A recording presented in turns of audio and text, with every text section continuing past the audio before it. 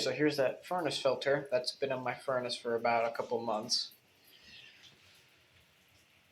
It's not too bad. A couple of large specks on the front. And then here's the side going into the furnace. It's pretty clean there. This is the side that we want to wash, right on this side. So we're pushing the dirt away from the filter. So I got the shower going. Let's go ahead and I'll be right back. Don't forget to turn this off too. There we go. Okay, so that's my shower head right there, and we're gonna turn this up.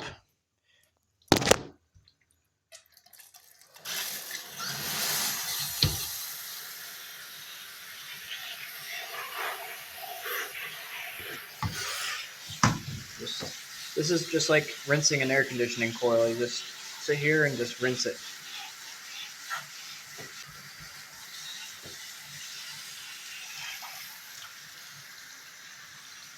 So after you check the other side, make sure it's clean and all that.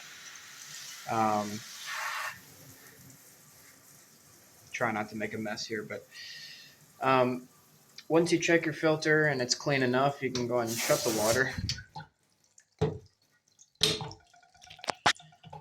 And take your filter and set it somewhere where it'll drip, like on a paper towel or something,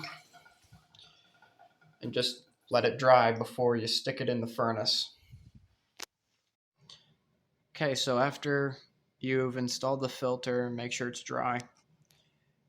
Go over to the thermostat, and if you have a T5, this will also be helpful, how to reset the filter. You want to go to menu, and there's your alert right there. Go and reset it. Dismiss. There we go. Now you can turn your system back on. And we're back in business.